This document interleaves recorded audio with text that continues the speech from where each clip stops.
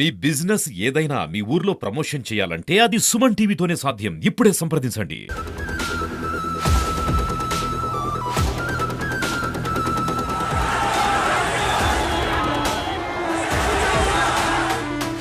Welcome to Suman TV. నేను మీ ఈశ్వర్ కొక్కంటి. ఆంధ్రప్రదేశ్ రాష్ట్ర working journalist union 67 వసంతాలు పూర్తి చేసుకుంది. ఈ సందర్భంగా రాష్ట్ర వ్యాప్తంగా పలు కార్యక్రమాలు చేపడుతున్నారు. ముఖ్యంగా జర్నలిస్టుల సంక్షేమం కోసం యూనియన్ ఎటువంటి చర్యలు చేపడుతుంది, వారి సంక్షేమానికి ఎటువంటి కార్యక్రమాలు నిర్వహిస్తుంది అన్న అంశాలను తెలుసుకునేందుకు మనతో పాటు స్టూడియోలో ఆంధ్రప్రదేశ్ రాష్ట్ర working journalist deputy general secretary అకులప్ప గారు, అలాగే జిల్లా కార్యదర్శి వంశీధర్ గారు స్టూడియోలో ఉన్నారు. వారిని అడిగి మరిన్ని విషయాలు తెలుసుకుందాం. నమస్తే వంశీ గారు. నమస్తే అకులప్ప సార్. సార్, ఇప్పుడు రాష్ట్ర వర్కింగ్ జర్నలిస్ట్ యూనియన్ 67 వసంతాలు పూర్తి చేసుకుంది. ఇంతకు ఆంధ్రప్రదేశ్ వర్కింగ్ జర్నలిస్ట్ యూనియన్ ఎప్పుడు ప్రారంభమైంది sir? Andhra Pradesh union of working journalist union APUWJ 1957లో August 17వ తేదీన 1957వ సంవత్సరంలో 67 సంవత్సరాల క్రితం ప్రముఖ జర్నలిస్టు ఉద్యమ నేత మన తెలుగు తేజం మణికొండ చలపతిరావు గారు సారథ్యంలో హైదరాబాద్ జూబ్లీ హిల్స్లో యూనియన్ ప్రారంభించింది. ఇప్పటి వరకు వర్కింగ్ జర్నలిస్ట్ యూనియన్ తరఫున ఏ ఏ కార్యక్రమాలు చేపట్టారు సార్ జర్నలిస్టు సంక్షేమానికి? జర్నలిస్టుల సంక్షేమం కోసం జర్నలిస్టులు ఈరోజు ఏవైనా సంక్షేమం కానీ వాళ్ళ ప్రభుత్వం నుంచి ఏవైనా లబ్ధి కానీ పొందుతా ఉన్నారంటే కేవలం ఏపీయూడబ్ల్యూజే సాధించిన ఫలితాలే ఈరోజు కూడా జర్నలిస్టులు పొందుతా ఉన్నారు. జర్నలిస్టులకు అక్రిడేషన్ లభించిందన్నా, జర్నలిస్టులకు రైల్వేలో 50% రాయితీ లభించిందన్నా, జర్నలిస్టులకు బస్ పాసులు వచ్చినాయన్నా, ఏమి జర్నలిస్టులకు ఏమి ప్రభుత్వం నుంచి వచ్చినా అది ఏపీయూడబ్ల్యూజే సాధించిన విజయం ఫలితంగా ఏపీడబ్ల్యూజే పోరాడి సాధించుకున్న ఫలితంగానే జర్నలిస్టులు ఈరోజు వాటిని పొందుతా ఉన్నారు. సార్, ఇప్పుడు మిగిలిన ఉద్యోగులతో పోలిస్తే జర్నలిస్టులకు వేతనాలు చాలా తక్కువ, ప్లస్ ప్రభుత్వం నుంచి అందే సౌకర్యాలు కూడా తక్కువ. నేను ఆ ప్రభుత్వం ఈ ప్రభుత్వం చెప్పడానికి ఓవరాల్గా అంటే ఈ 67 సంవత్సరాల్లో జర్నలిస్టులు ఆర్థికంగా కానీ అన్ని మెయిన్ వాళ్ళకి వేతనాల్లో కానీ వాళ్ళకి తీరని అన్యాయం జరుగుతుంది. దీని పట్ల జర్నలిస్ట్ యూనియన్ ఏం చేసిందంటే ఏం చెప్తారు? జర్నలిస్ట్ యూనియన్ ఎప్పుడైతే జర్నలిజంలో పత్రికలు కానీ టీవీ ఛానళ్ళు కానీ వార్తా సేకరణ 50 సంవత్సరాల ముందుకు 50 సంవత్సరాలు ఇప్పటికీ ఒక 2 దశాబ్దాలుగా మారిన పరిస్థితులను బట్టి యాజమాన్యాల చేతుల్లోకి పూర్తిగా మీడియా అనేది యాజమాన్యాల చేతుల్లో అనిపింది. జర్నలిస్టులు రాసే వార్తలు పోయేసి యాజమాన్యాలు వాళ్ళకు కావాల్సిన రీతిలో జర్నలిస్టుల నుంచి వార్తలు తెప్పించుకొని వాళ్ళకు కావాల్సిన రీతిలో పెట్టే పరిస్థితులు వచ్చేసినాయి. జర్నలిస్టులకు వాళ్ళ జీతాలు దీనికోసం వేజ్ బోర్డు కోసం ఏపీడబ్ల్యూజే పోరాడుతూనే వస్తుంది. లేబర్ డిపార్ట్మెంట్ ద్వారా యూనియన్ సభ్యత్వాన్ని లేబర్ డిపార్ట్మెంట్కి ఇవ్వడం, తద్వారా ఇంతమంది జర్నలిస్టులు పనిచేస్తున్నారని యాజమాన్యాలతోనూ ప్రభుత్వంతోనూ పోరాడుతూ ఉంది. కాకపోతే మీడియా సంస్థల యాజమాన్యాలతో ప్రభుత్వానికి ఉన్న సంబంధాల వలన ప్రభుత్వం దాన్ని ఇంప్లిమెంట్ చేయడంలో ఏ ప్రభుత్వాలనేది కాదు, ఏ ప్రభుత్వాలు కూడా దాన్ని ఇంప్లిమెంట్ చేయడంలో ముందుకు రావడం లేదు. దాని ద్వారా జర్నలిస్టులకు సరైన న్యాయం జరగడం లేదు. ఎందుకంటే ఇప్పుడు మీడియా 4వ పిల్లర్ అంటారు. 3 పిల్లర్లు ఏం బాగానే ఉన్నాయి, కానీ 4వ పిల్లర్ మాత్రం ఇప్పటికీ పిల్లర్ అంటారు. కానీ వాళ్ళకు అనుకున్నంత స్థాయిలో వాళ్ళ ఏ విధంగా కాను వాళ్ళని అభివృద్ధి పథంగా కానీ ఇలా కనీస వసతులు అంటే ఇల్లు కానీ తర్వాత ఈ అక్రిడేషన్లో కూడా ఇప్పుడు కూడా వాళ్ళు అడుక్కుండే పరిస్థితి ఉంది జర్నలిస్టులు. జర్నలిస్టులకు సంక్షేమ ఫలాలు అందడము అని చెప్పనేసినానంటే అక్రిడేషన్లు అక్కడ ప్రభుత్వాలు సంస్థలు 2 యాజమాన్యాలు కూడా జర్నలిస్టులు అనుకుంటున్నాడు ప్రభుత్వాలనే. ప్రభుత్వాలతో పాటు యాజమాన్యాలు కూడా జర్నలిస్టులకు మోసం చేస్తున్నాయి. ప్రభుత్వం ఏమని అడుగుతుంది, మీ సంస్థలో పనిచేస్తున్న జర్నలిస్టుల జాబితా ఇవ్వండి అని అంటే యాజమాన్యాలకు అది కొంచెం ఇబ్బందికరం. ఎందుకంటే వాళ్ళకి జీతభత్యాలు ఇవ్వడం లేదు సక్రమంగా, వాళ్ళకు హక్కులు కొన్ని వాళ్ళ సంస్థాపరమైన కొన్ని ఇబ్బందులు వస్తాయి. కాబట్టి తమ సంస్థలో పనిచేస్తూ ఉండే జర్నలిస్టులను వీళ్ళు అని చెప్పడంలో ఆ యాజమాన్యాలకే ఈ యాజమాన్యం ఆ యాజమాన్యం ఏం లేదు, అన్ని యాజమాన్యాలు అలానే ఉన్నాయి, ఇవ్వడం లేదు. అప్పుడు ప్రభుత్వాలు ఏం చేస్తాయి? యాజమాన్యాల నుంచి రావడం లేదు కాబట్టి ప్రభుత్వం అనుకుంటే చేయొచ్చు. ఏమి ఆ మండల కేంద్రాల్లో ఎంఆర్ఓలు ఎండిఓలు అధికారులు ఉన్నారు, రెగ్యులర్గా రోజువారీ ఆ కార్యాలయాలకు వెళ్ళి వార్తలు రాసే జర్నలిస్టులు ఎవరు అని చెప్పి ఆ మండల అధికారులకు తెలుసు. ఆ మండలాధికారుల ద్వారా జాబితా తెప్పించుకొనేసి ప్రభుత్వాలు వాళ్ళని విలేకరులుగా గుర్తించవచ్చు. కానీ యాజమాన్యాలను కాదని ప్రభుత్వాలు ఎందుకు చేస్తాయి? యాజమాన్యాలతో వ్యతిరేక వైఖరి పెట్టుకుంటే ప్రభుత్వాలకు నష్టం కలుగుతుంది. ఎందుకు చెప్తున్నానంటే ఇప్పుడు 2007లో నాకు తెలిసి నాకున్న నాలెడ్జ్ ప్రకారం 2007లో జర్నలిస్టులకు అప్పట్లో ఇంటి పట్టాలు ఇచ్చారు మార్కెట్ వాల్యూకి. అప్పటి నుంచి ఇప్పటి వరకు స్టిల్ నౌ జర్నలిస్టులు ప్రతిసారి అందరినీ అడుగుతున్నారు, మాకు కనీసం ఇండ్లు కేటాయించండి అని. అది ఎందుకో కేవలం ప్రతిపాదనలకే పరిమితం అవుతుంది కానీ ఆచరణకు నోచుకోలేకపోతుంది. దీని ఏ విధంగా చూడాలి సార్? ఈ మండలం నుంచి మండలము, నియోజకవర్గం, జిల్లా స్థాయి, రాష్ట్ర స్థాయిలో కూడా హౌసింగ్ స్కీములు, ఇండ్ల పట్టాల విషయం అనేది అన్ని ప్రభుత్వాల్లో జర్నలిస్టులు పోరాడుతూనే ఉన్నారు. కార్యదోపం దాల్చినట్లు ఆ ఫైల్ మంజూరు వరకు వెళ్తాయి, ఆ టయానికి గవర్నమెంట్ మారిపోతుంది. అది ప్రతి 5 సంవత్సరాలకు ఒకసారి జర్నలిస్టులు మోసపోతూనే ఉన్నారు. ఈ జర్నల్ యూనియన్లో కూడా పార్టీల వారీగా చీలిపోయాయి అన్న ప్రచారం సాగుతుంది సార్. దీన్ని ఎంతో వాస్తవం ఏంటంటే పార్టీల వారీగా కాదు, జర్నలిస్టులు కాదు, పార్టీల వారీగా చీలిపోయింది.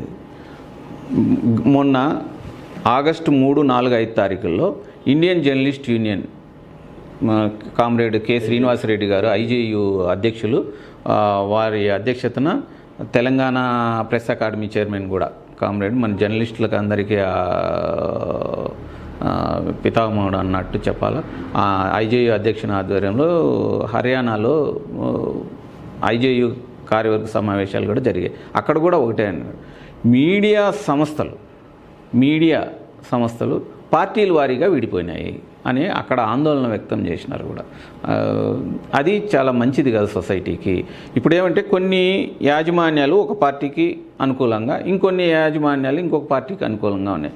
జర్నలిస్టుల చేతుల్లో నుంచి మీడియా అనేది యాజమాన్యాల చేతుల్లోకి వెళ్ళిపోయింది. జర్నలిస్టులు తన మేధస్సు ఉపయోగించి తన మైండ్లో ఉండేది వార్త రాస్తే అది యాజమాన్యం రేపు ప్రచురించదు. వాళ్ళకు అనుకూలంగా ఉన్న వార్తను వండి ఇస్తే ఆ కథనాన్ని మాత్రమే ప్రచురింపజేస్తుంది. అప్పుడు జర్నలిస్టుల ఐడియా ఎక్కడ వ్యక్తమవుతుంది? యాజమాన్యాలు ఏమి కావాలనుకుంటే అవే మాత్రమే ప్రసారం అవుతాయి, అవి మాత్రమే పబ్లిష్ అవుతాయి. కాబట్టి యాజమాన్యాలు పార్టీల వారీగా విడిపోయినాయి. అప్పుడు మీడియా అనేది పార్టీల వారీగా విడిపోయింది. అది ప్రజాస్వామ్యానికి, సొసైటీకి అది మంచి పద్ధతి అది మంచిది కాదనే విషయం యూనియన్ పరంగా ఐజేయు, ఏపీడబ్ల్యూజే ఆందోళన వ్యక్తం చేస్తూనే.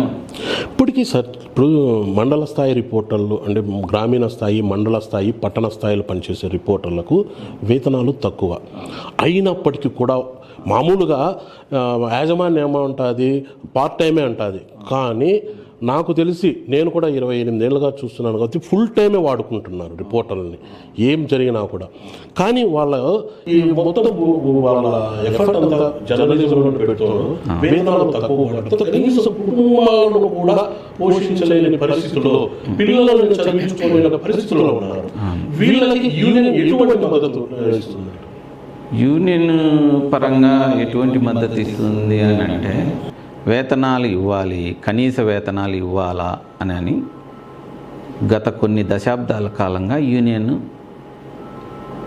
డిమాండ్ చేస్తూనే వస్తుంది. కానీ యూనియన్ ఏం చేస్తుంది? ఇప్పుడు ఒక యాజమాన్యం పైన ఒత్తిడి తీసుకొని వస్తే ఆ యాజమాన్యంలో పనిచేసే జర్నలిస్టుల నుంచి ఆ యాజమాన్యం ఆ జర్నలిస్టుల పైన ఒత్తిడి తీసుకొని వస్తుంది, ఉద్యమంలో వాళ్ళు పాల్గొనకుండా చేస్తుంది. అప్పుడు సహజంగానే యూనియన్ ఏపీడబ్ల్యూజే, ఐజేయు రెండు కొన్ని దశాబ్దాలుగా కనీస వేతనాలు జర్నలిస్టులకు ఇవ్వాలనే డిమాండ్తో ఉద్యమాలు నడుపుతూనే ఉంది. కాకపోతే దురదృష్టం అది ఇప్పటి వరకు కార్యరూపం దాల్చలేదు. ఎందుకంటే ఇప్పుడు సమాజంలో నాకు తెలిసి పాత్రికేయులు చాలామంది నిబద్ధతతో పనిచేస్తారు. అయినప్పటికీ ముందర పొగుడతారు, బాగా జర్నలిస్ట్ అని, కానీ వెనకాల సరైన కనీసం జర్నలిస్టులకి గౌరవం కూడా లేదు. అంటే ముందర గౌరవం ఉంటుంది కానీ వెనకాల అయితే ఆ గౌరవం కూడా లేదు నేను అనుకుంటున్నాను. ఎందుకు ఈ పరిస్థితి వచ్చిందంటారు? ఎందుకు వచ్చిందంటే మీడియాలో ఎప్పుడు కూడా మీడియాను నియంత్రించడం స్వీయ నియంత్రణ తప్ప మీడియాను నియంత్రించడం అనేది ప్రభుత్వాలకు వీలయ్యే అంశం కాదు. మీడియా ఎప్పుడు స్వీయ నియంత్రణ చేసుకోవాలి. మీడియాలోకి సోషల్ మీడియా వచ్చేసింది. సోషల్ మీడియాకు హద్దు అదుపు లేదు. సోషల్ మీడియా ఎవరైనా సెల్ చేతిలో అంటే మీడియాలో వాళ్ళ ఇష్టం వచ్చింది పెట్టేస్తున్నారు. ప్లస్ కొన్ని చోట్ల సోషల్ మీడియా పేరుతో కొంతమంది వాళ్ళ ఇష్టారాజ్యంగా కథనాలు కూడా పెట్టేస్తున్నారు. దానివల్ల సహజంగా జర్నలిజం విలువలు తగ్గాయి. మెయిన్ ఇంకొకటి సార్, ఇప్పుడు జర్నలిస్టులకి ముఖ్యంగా ఉద్యోగ భద్రత లేదు సార్.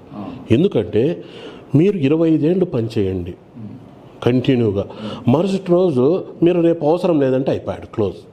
అంటే జర్నలిస్టులు 25 ఏళ్ళు చేసినా నువ్వు కనీసం ఇప్పుడు మామూలు కాంట్రాక్ట్ బేసిక్ పద్ధతిలో మున్సిపాలిటీ ఇతర సంస్థల్లో పనిచేసే వాళ్ళు కనీసం నోటీసెస్ ఇస్తారు 3 నెలలకు ముందు. నాకు తెలిసి జర్నలిజంలో నోటీస్ కూడా ఇవ్వరు సార్. ఇలాగ ఉద్యోగ భద్రత కల్పించాలంటే ఏం చేయాలంటారు సార్?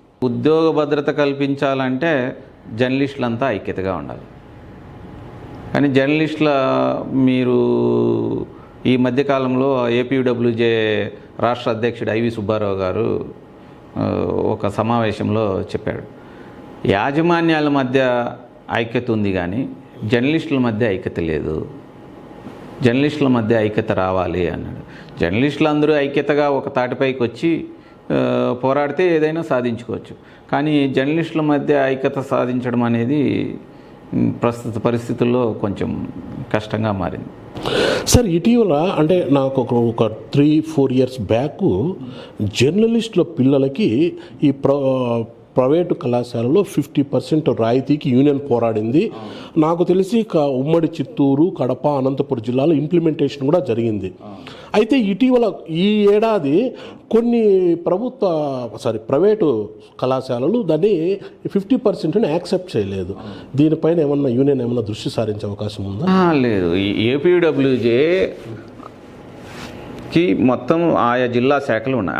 ఏపీడబ్ల్యూజేకి జిల్లా శాఖల ఆధ్వర్యంలో అక్కడ ఉన్న డిఈఓలు కలెక్టర్లతో సంప్రదింపులు జరిపి అక్కడ కలెక్టర్లు డిఈఓలు మౌఖిక ఆదేశాలు ఇస్తున్నారు, జర్నలిస్టుల పిల్లలకు 50% రాయితీ ఇవ్వండి అని చెప్పనేసి. కొంతమంది కలెక్టర్లు మంచి హృదయంతో తగిన ఆదేశాలు కూడా ఇస్తున్నారు, లిఖితపూర్వక ఆదేశాలు కూడా ఇస్తున్నారు, జర్నలిస్టుల పిల్లలకు 50% ఇవ్వండి అని చెప్పి. అది దాదాపు అన్ని జిల్లాల్లో అమలు చేస్తున్నారు. కొంతమంది కలెక్టర్లు మౌఖికంగా ఆదేశాలు ఇస్తున్నారు, కొంతమంది కలెక్టర్లు లిఖితపూర్వకంగా. అంటే జర్నలిస్టులుగా పనిచేసే వాళ్ళకి వేతనాలు చాలా తక్కువ. కనీసం రాష్ట్రంలో అన్ని జిల్లా శాఖల అధ్యక్ష కార్యదర్శులు, జిల్లా నాయకులు పాఠశాలల్లో, కళాశాలల్లో ఫీజు రాయితీ కోసం ఏపీడబ్ల్యూజే నాయకులు సత్ఫలితాలే సాధిస్తున్నారు. ఎందుకంటే మామూలుగా జర్నలిస్టులకి అసలే వేతనాలు తక్కువ సార్. కనీసం ఇప్పుడు ఈ విద్యలో కనీసం 50% రాయితీ ఇస్తే వాళ్ళ పిల్లలను కనీసం ఏదో ఉన్నత చదువులు చదివి కూడా ఆస్కారం ఉంటుంది అని అయితే. ఇంకోటి సార్, అలాగే జర్నలిస్టులకి హెల్త్కు సంబంధించి కూడా చాలా ఇబ్బందులు పడుతున్నారు. ఈ మధ్య ఏదో మన జర్నలిస్టు పిల్లలకి హెల్త్ ఇన్సూరెన్స్ ఉంది, అయితే అది కూడా పూర్తి స్థాయిలో అమలు చేయటం లేదన్న ప్రచారం ఉంది. లేదు. వర్కింగ్ జర్నలిస్ట్ హెల్త్ స్కీమ్ అని చెప్పనేసి దానికి ఏదో అక్రిడేషన్ హోల్డర్కి మాత్రమే ఇది ఇంప్లిమెంటేషన్, మిగిలిన వారికి లేదు అన్న ప్రచారం. అక్రిడేషన్ హోల్డర్కే కాదు, ప్రభుత్వ ఈ మధ్య మొన్న ప్రభుత్వం కూడా ప్రభుత్వం కట్టాల్సిన ఇన్సూరెన్స్ ప్రభుత్వం కట్టాల్సిన అమౌంట్ కూడా చెల్లించింది. ఆ పథకం అయితే అమల్లో ఉంది. ప్రభుత్వ అక్రిడేషన్తో పాటు అది అక్రిడేషన్ లేని వాళ్ళు సంస్థ ఇచ్చిన ఇది మన గుర్తింపు కార్డు ఉన్న అది పెట్టినా కూడా చెల్లుతుంది. కాబట్టి అది ఆ స్కీము అమలు అవుతుంది. ఓకే సార్, నెక్స్ట్ ఈ జర్నలిస్టుల సంక్షేమానికి యూనియన్ తదుపరి కార్యాచరణ అంటే వాళ్ళ డెవలప్మెంట్కు జర్నలిస్టుల సంక్షేమానికి యూనియన్ చేపట్టబోయే కార్యక్రమాలు ఏముంటాయి, ఏం చెప్తారు sir? Andhra Pradesh union of working journalist గత దశాబ్దాల కాలంగా జర్నలిస్టుల సంక్షేమం కోసమే పనిచేస్తుంది. ఐజేయు అధ్యక్షులు కామ్రేడ్ శ్రీనివాసరెడ్డి గారు, తర్వాత చాలామంది నరేందర్ రెడ్డి గారు, ఐవి సుబ్బారావు గారు, చందు జనార్దన్ గారు, నల్లి ధర్మారావు గారు, ఇట్లా మంచి సోమసుందర్ గారు, జాతీయ రాష్ట్ర నాయకుల ఆధ్వర్యంలో ఏపీయూడబ్ల్యూజే జర్నలిస్టుల సంక్షేమం కోసం పనిచేస్తుంది. ఆ దిశగానే ఆగస్టు 17వ తేదీన 67వ ఆవిర్భావ దినోత్సవాలు రాష్ట్ర వ్యాప్తంగా నిర్వహించాలని చెప్పని రాష్ట్ర అధ్యక్ష ప్రధాన కార్యదర్శులు ఐవి సుబ్బారావు గారు, చందు జనార్దన్ గారు పిలుపు ఇవ్వడం జరిగింది. అన్ని జిల్లాల్లో ఆవిర్భావ దినోత్సవాలు మంచి సేవా కార్యక్రమాలతో నిర్వహించాలని చెప్పనేసి జర్నలిస్టులు అందరూ సిద్ధమవుతున్నారు. ఏపీడబ్ల్యూజే నాయకులు కూడా నిర్వహించేందుకు ఏర్పాట్లు చేసుకుంటున్నారు. స్టేట్ ఈ రాష్ట్రం మొత్తం మీద. వంశీ గారు, మన జిల్లా అంటే ఇప్పుడు అన్నమయ్య జిల్లా అనుకో, అన్నమయ్య జిల్లా పరిధిలో మీరు జిల్లా కార్యదర్శిగా ఈ వర్కింగ్ జర్నలిస్ట్ యూనియన్కి సంబంధించి ఎటువంటి కార్యక్రమాలు చేపడుతున్నారు?